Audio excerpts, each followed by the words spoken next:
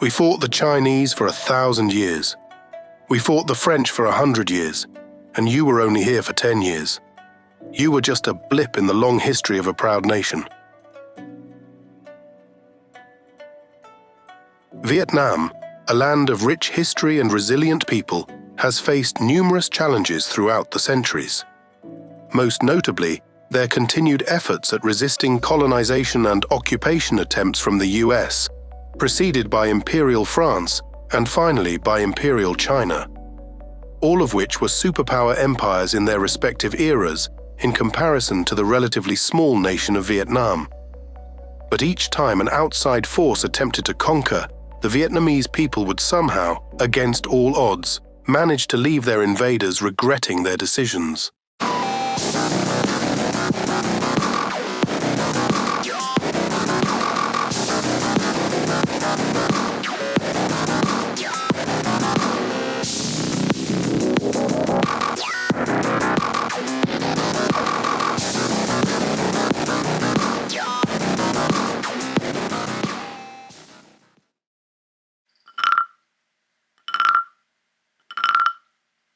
We'll go an unorthodox route and start at the midpoint of our story with French colonization.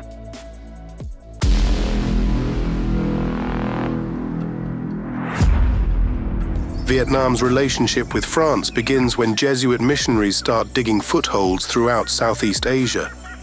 These missionaries are often financed by European governments with the superficial goal of spreading Christianity.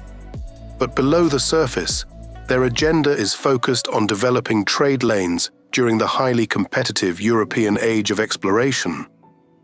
The relationship between France and Vietnam is an intricate one, to say the least. The last dynasty of Vietnam, the Nguyen dynasty, actually rises to power with the help of French military and financial support in the late 18th century. In return, Nguyen An, the founder of the Young dynasty, protects French missionaries, allowing them to operate throughout the kingdom. However, over the decades, the Vietnamese ruling class increasingly view Catholic missionaries as a political threat. Courtesans and concubines to powerful men, for example, an influential faction in the dynastic system, fear for their status in a society influenced by an insistence on monogamy. Don't be a prude, Bob. The French missionaries incite revolts in an attempt to install a Catholic ruler. Missionaries begin being persecuted and expelled, hindering centuries-long efforts at earning favorable control over trade in the region. With the French unable to achieve their trade goals via missionary work, they quickly turn to military action.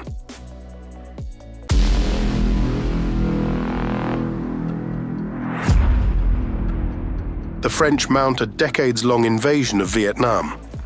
By 1862, after 3 months of siege on coastal cities and the capture of the Mekong Delta, the Nguyen dynasty surrenders, and southern Vietnam is gradually ceded piece by piece to France over the span of several years and is renamed French Cochinchina.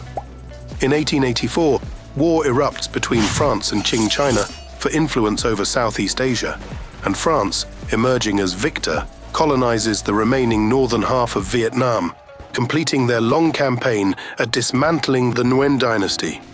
Vietnamese resistance against French colonization is immediate, fierce, and persistent for the entirety of the 87-year occupation. Can Vong is one of the first major independence movements, where between 1885 and 1889, insurgents massacre 40,000 Catholics, most of whom are of Vietnamese descent, that support French imperialists. Though the French would claim to have pacified Vietnam by the 20th century, uprisings and rebellions never ceased to continue. 4 notable revolutionary organizations stand out in the 20th century: the Viet Nam Quoc Dan Giang, Vietnamese Nationalist Party, Ba Ding Party, Viet Minh, Vietnamese Independence League, and Dong Minh Hoi, Indo-Chinese Communist Party. The latter two would be founded and led by Ho Chi Minh, perhaps the most influential man in modern Vietnamese history. While the ideologies of these groups vary, they share a common goal of ending French colonial rule, and later Japanese rule, and achieving independence for Vietnam.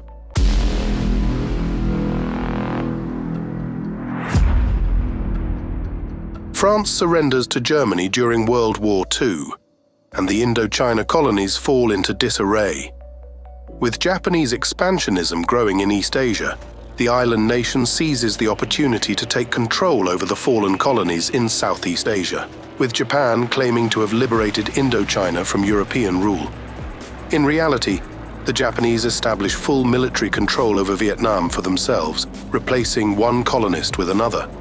In 1945, Communist Magazine, a popular Vietnamese magazine, publishes an article titled "Policy of the Japanese Pirates Towards Our People," describing numerous atrocities committed by Japanese troops in northern Vietnam, including widespread and systematic looting, raping, and murder of civilian populations. Up to 2 million Vietnamese starve to death after Japanese soldiers confiscate the majority of the Red River Delta's seasonal rice harvest to feed their own military. The Viet Minh view Japan as their most imminent and immediate threat, and despite a long and precarious relationship with their northern neighbor China, chooses the lesser of two evils and allies with Chiang Kai-shek's Republic of China, who carry the same disdain for Japan and France, having been in prolonged wars with both nations for decades. The nationalists in China, fighting their own civil war against Mao's communists, sends undisciplined warlord forces from Yunnan, China, who commit their own share of war crimes in Vietnam. However, the Chinese forces are instrumental in aiding Vietnam in disarming the weakening Japanese forces and preventing the return of French colonists following Japan's surrender. Ho Chi Minh implores his people and soldiers to refrain from attacking the Chinese, reassuring the masses that the Chinese presence is a temporary solution to a bigger issue in Japan and France. Ho even captures and surrenders those caught attacking Chinese soldiers over for execution. In contrary to his actions, Ho makes it clear to those around him that deep down he believes that the greatest existential threat to Vietnamese independence is allowing the Chinese to involve themselves in governing Vietnamese politics. He supports Chinese military aid, but forbids Chinese involvement in governance. You fools! Don't you realize what it means if the Chinese remain? Don't you remember your history? The last time the Chinese came, they stayed 1,000 years. The French are foreigners. They are weak. Colonialism is dying. The white man is finished in Asia. But if the Chinese stay now, they will never go. As for me, I prefer to sniff French shit for 5 years than eat Chinese shit for the rest of my life.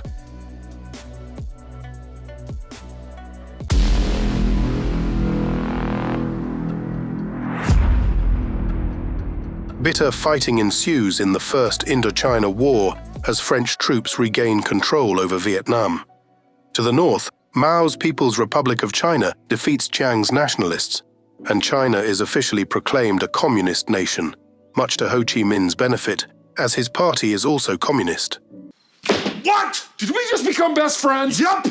Communist China strongly supports an independent Vietnam and helps finance Ho's guerrilla war against French forces, and regularly allows Vietnamese troops to retreat behind Chinese borders. At this point, Vietnam is dividing into two distinct political and military entities.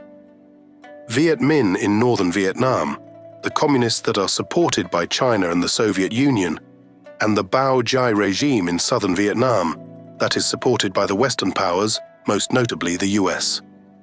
The Battle of Dien Bien Phu in 1954 culminates in a decisive victory for the Viet Minh, leading to the end of French colonial rule in Vietnam and the signing of the Geneva Accords.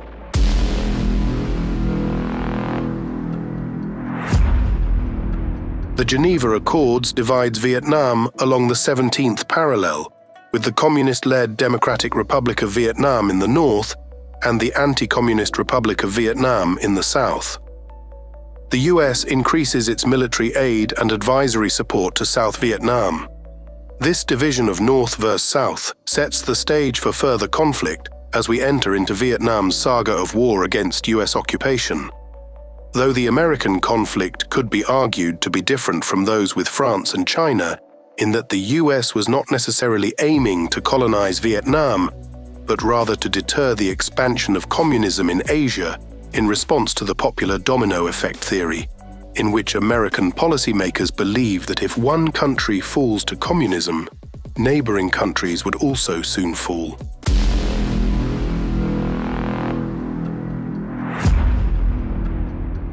North Vietnamese forces attack American naval vessels, prompting Congress to pass the Gulf of Tonkin Resolution, granting President Lyndon B. Johnson authority to escalate U.S. military involvement in Vietnam. As combat commences, the U.S. utilizes the most advanced military tactics of the era that were, on paper, far superior to that of the northern Vietnamese, including superior weapons, air force, navy, and even employment of chemical weapons. How could the most powerful and advanced country in the world not easily stomp out a third world militant group?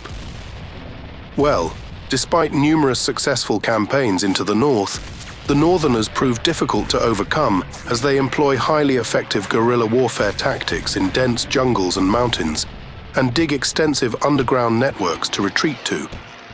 These tactics allow the Viet Cong to wear down larger and better equipped American and South Vietnamese forces while minimizing their own casualties. The Viet Minh also benefit from significant support among the rural population of the country, by capitalizing on grievances against the South Vietnamese government, corruption, and socio-economic disparities to garner support and recruit fighters. This period sees a number of major offensive military operations, such as the Tet Offensive, in which North Vietnamese forces launch coordinated surprise attacks during the Tet holiday, targeting cities and military installations across South Vietnam. While the offensive is militarily costly for the communists, it shocks the American public and erodes support for the war effort. This war is also the first war of its scale to be extensively covered by the media. Television coverage brought the brutality of war directly into people's living rooms, swaying large populations of people around the world towards advocating for peace.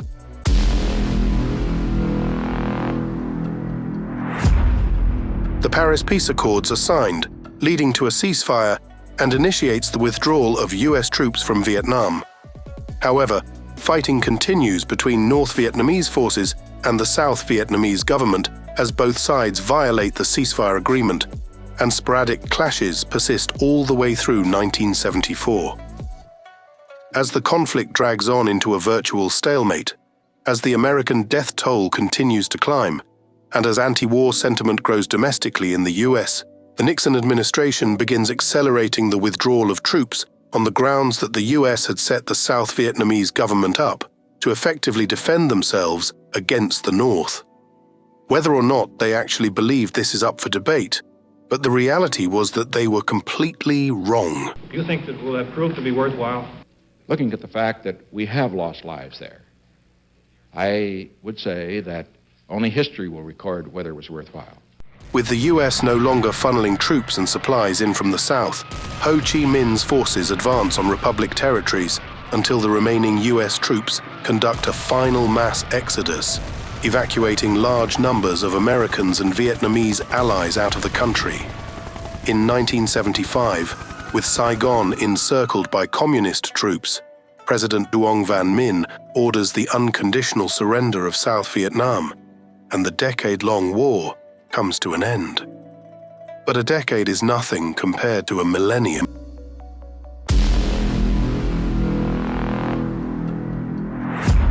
The history of Vietnam is unique, with a rich indigenous history prior to its exposure to China. Its origins begin with the Hong Bong dynasty, which, according to Vietnamese legend, was the first state in Vietnam, established in 2879 BC. However, when looking back at Vietnam's story, it's undeniable the nation was inexorably connected to China. So much so that, as Mr. Ho points out, the region was largely under Chinese rule for the better part of 1,000 years, which heavily influenced Vietnam's culture, academics, and language under the Sinosphere, making Vietnam the most Chinese-like of all Southeast Asian cultures. For example, the use of chopsticks, which is not universally shared throughout most of Southeast Asia. Entering into Chinese chronicles from around 1000 BC, through the tail end of the first millennium AD, there existed a vast region the Chinese referred to as Baiyue, or 100 Yue, describing the great number of ethnically Viet tribal states that existed in what is modern-day Southeast China and northern Vietnam. This Chinese word Yue, translated into Vietnamese, is Viet. In reality, the Viet are not necessarily one homogeneous group of people. Different regions have distinct dialects and cultures that often grow into powerful tribal kingdoms. Unfortunately, the pre-Chinese Viet leave behind no written language as far as we know, so their history is narrated from an exclusively Chinese perspective, who categorize them as one group of peoples based on a few cultural similarities, most notably their blackened teeth, tattooed faces, headstrong women. We have the owner here, she's very upset. We have the owner. Hey, this is a public land. Public land. What are you doing? And seafaring and shipbuilding skills, which allow them to create a Viet diaspora throughout Southeast Asia long before the Chinese begin their southbound conquests. Though Viet was originally an exonym created by the Chinese to describe southern barbarians, by the 17th and 18th centuries AD, educated Vietnamese were beginning to refer to themselves as Người Viet, Viet people. Comparable to the British referring to their island as Britain, an exonym bestowed on them by the Romans, Britannia in Latin.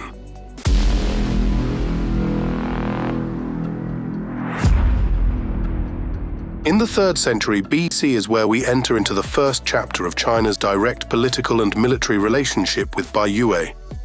The Qin dynasty under China's first emperor has over 500,000 imperial soldiers dispatched throughout Baiyue to civilize the barbarians to the south.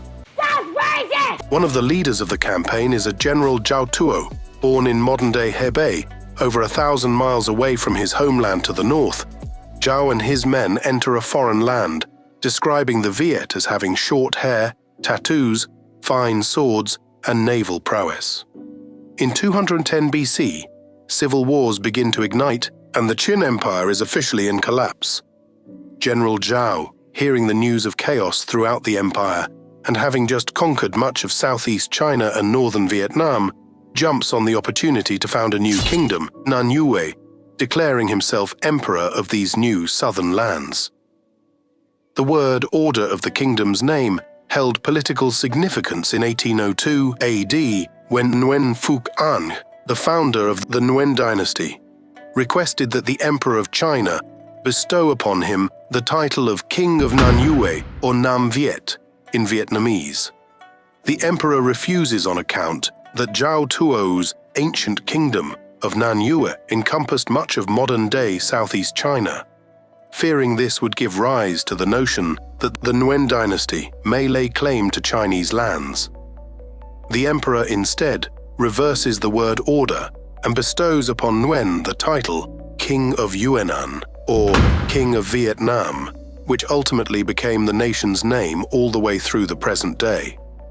Okay, rewind back to 2,000 years ago. General Zhao's success in maintaining his rule over the south can largely be attributed to his willingness to ally with local chiefs and allowing the Viet to continue to practice their local customs. Zhao himself marries a Viet woman and encourages his soldiers and Chinese settlers do so as well. Historians mark Zhao's founding of the kingdom as the official incorporation of the Viet into China's direct geopolitical arena. Though Nanyue was ruled by the Chinese, they were by far an ethnic minority in the region, even as far north as today's provinces of Fujian and Canton, let alone as far south as modern-day Vietnam. The vast majority of the population was ethnically Viet. With such a small number of Chinese in Nanyue, the way of life for the average Viet citizen changed little. It's up for debate whether Vietnam was independent of China during this era. On one hand, the Viet do not answer to a central imperial government of China, but on the other, there exists an ethnically and culturally Chinese ruling class.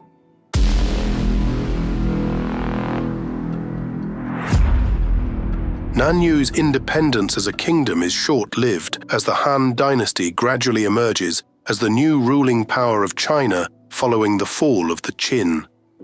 Zhao Tuo's great-great-grandson, Emperor Zhao Qing, closely monitoring the continued growth of Han China and reading the writing on the wall, seeks to formally join the empire and surrender his crown, and submit to the one true emperor. But before doing so, Zhao Xing is assassinated by his prime minister, Lu Jia, a zealous separatist who takes power.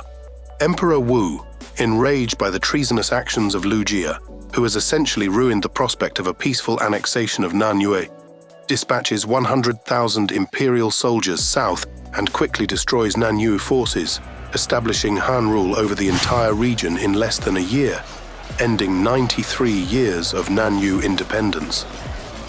Lu Jia flees further south and is captured in what is now northern Vietnam.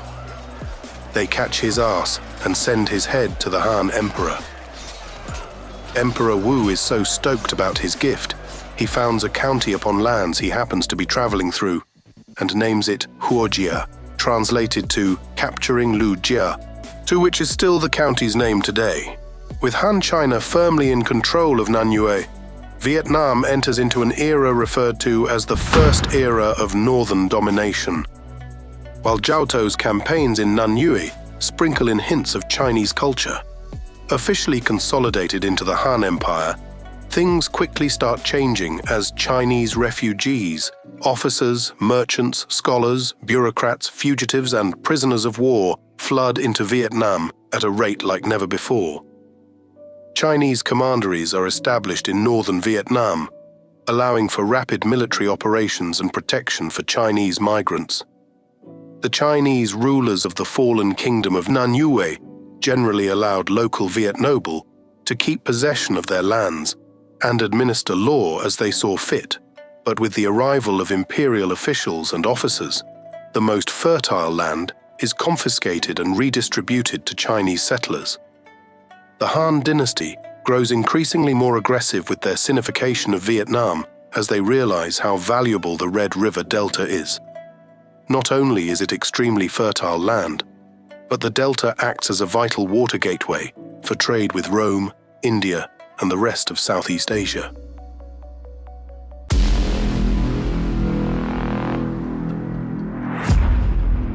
Prior to Chinese colonization and the introduction of Confucian values, Vietnam was a matriarchal chiefdom society in which women held significant positions of power. Fun fact, Vietnam today has one of the highest rates of female entrepreneurship in the world, attesting to the nation's deeply engraved matriarchal culture. Over the decades, Chinese influence gradually chips away at the status of women in the region. However, in 40 AD, the Chinese are violently introduced to the untamable spirit and vengeance of the Vietnamese woman. Su Ding, Chinese governor of Jiaozi, modern-day northern Vietnam, is infamous for his cruelty in suppressing the Viet people. He achieves great strides in sinifying northern Vietnam in the 1st century. Without going to trial, he beheads Thi Sach, a Lac Viet lord. This act proves to be a monumental mistake, as Thai's widowed wife, Trung Trac, swiftly takes action. Along with her younger sister Trung Nhi, the Trung sisters organize a revolt against China's Han dynasty that begins at the Red River Delta and expands throughout much of northern Vietnam and parts of modern-day Southeast China. When news arrives to the commandery, Su Ding mistakenly downplays the idea that females could achieve any success in warfare. Chinese settlements are overrun one after another, and at its height, the sisters conquer 65 towns, and Trung Trac is proclaimed queen. Governor Su Ding is forced to flee north in disgrace. I'm embarrassed. In 42 AD, the Han imperial court dispatches 2 of their most decorated generals to quell the rebellion, underscoring the importance the Red River Delta is to the Chinese. Fighting for nearly a year, the sisters are captured by Han forces in early 43 AD, and their heads are delivered to the emperor. Unfortunately for the Viet people, the Trung sisters' rebellion, while successful in earning China's respect and full attention, would be a major turning point in Vietnam's history. Han China responds to the rebellion with an iron fist, executing tens of thousands of Viets. banning the practice of local Viet traditions, and even melting down lac bronze drums, their chieftain's symbol of authority, to cast a giant horse statue, a symbol of Chinese high culture and military conquest, and gift it to the Emperor of China. The commanderies are significantly militarized, and the local population is subjected to heavy taxes to pay for the campaigns. Many that refuse to forsake their local Viet traditions and embrace Chinese culture are put to the sword. No large-scale uprisings would take place in Vietnam for the next 400 years, marking the beginning of the second era of northern domination.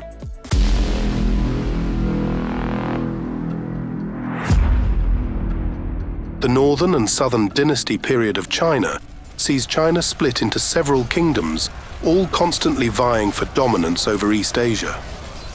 The once unified empire is now facing civil war and unrest, so no single Chinese kingdom has undisputed reign over Vietnam for extensive periods of time. During this era, 7 different Chinese dynasties lay claim over Vietnam, and all share experiences of battling at least 6 major uprisings against Chinese rule. The now fragmented Chinese kingdoms are weaker and heavily reliant on maintaining rule over the local populations through political alliances with the Viet elite class, many of whom are powerful and wealthy chieftains. Li Bi is a Vietnamese nobleman of Chinese descent, though his ancestral lineage has existed in Vietnam for centuries. Li is pissed off at the Liang dynasty of China, the rulers of Vietnam, for their corruption and heavy taxes, and despite his own Chinese heritage, detests the aggressive assimilation policies against the Viet people. Li, seeing weakness in a disunified China, organizes a rebellion that quickly gains momentum as his forces score several early victories against Chinese troops and seize control of key territories.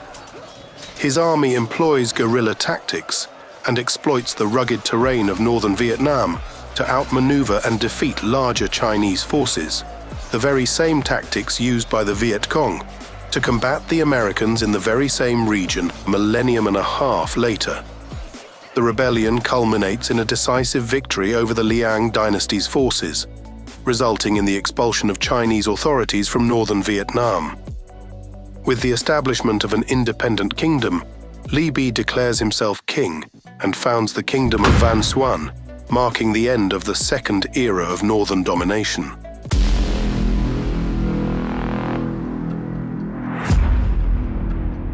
This period sees 3 Chinese imperial dynasties rule over northern Vietnam: Sui, Wuzhou, and Tang.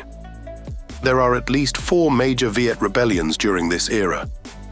In late 9th century AD, local Viet chiefs begin growing emboldened as China's Tang dynasty weakens.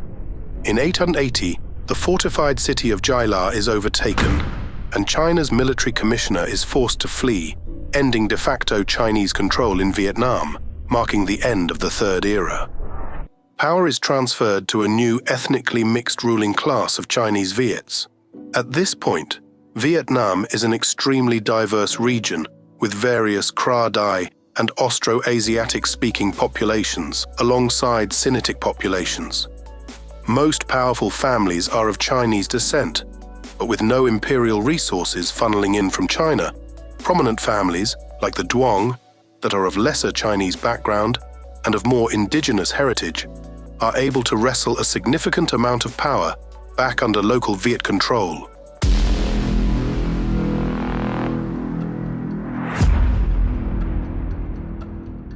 Ho Quy Ly deposes and massacres the Tran house before usurping the throne and renaming Jai Viet to Jai Ngu.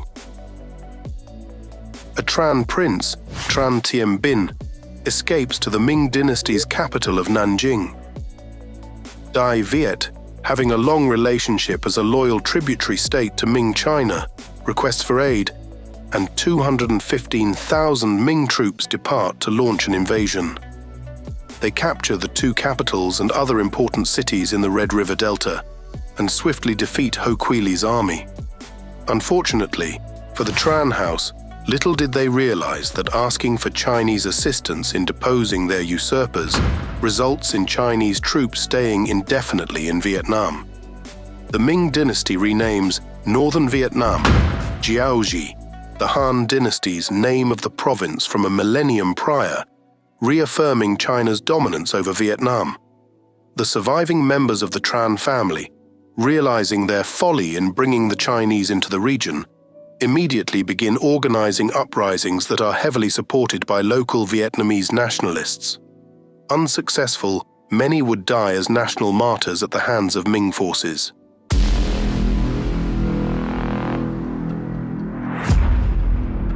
Le Loi, a Vietnamese nobleman, unsuccessfully organizes rebellion efforts against Ming forces.